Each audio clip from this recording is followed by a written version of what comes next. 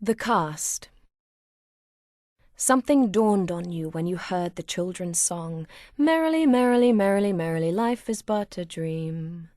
You began to suspect that you were perhaps a butterfly dreaming it was a human, or worse yet, a brain in a jar experiencing sights and sounds and smells and tastes, all of them but dream stuff. And so you waited for death in order to wake up, in order to find out whether you were strapped with spotted wings or surrounded by a glass jar. But it turns out you missed the mark. It is not life that is a dream.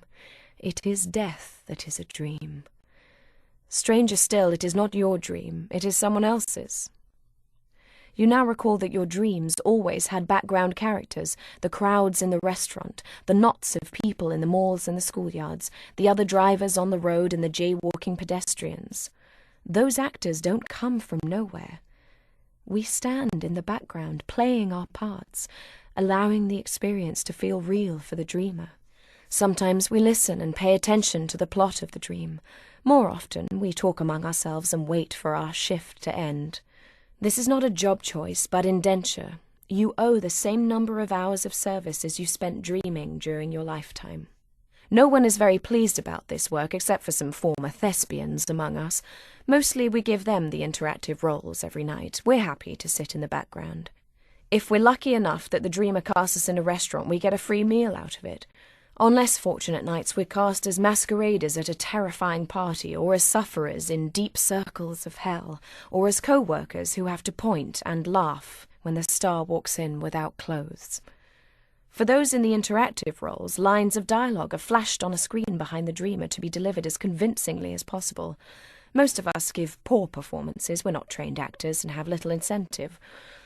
Fortunately, the dreamers seem to believe whatever we deliver.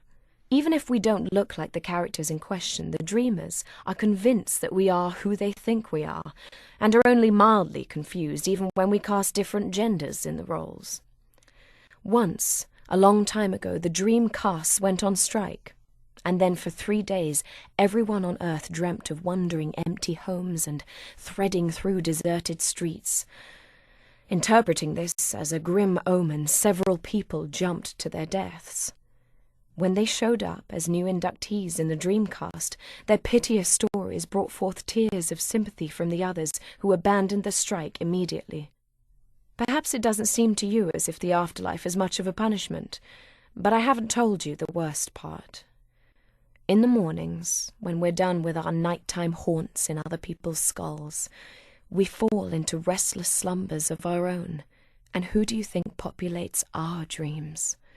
Those who have finished their time here and pass from this world. We forever live in the dreams of the next generation. The man to your left hypothesizes that everything is cyclical and that we'll eventually be back on Earth. This appears to be a time-sharing plan devised by some efficient deity. In this way, we're not all populating the Earth at the same time. What is the problem with this? There is a woman in my dreams who I see every night, but I can never catch up with her, passing as we do into our next worlds.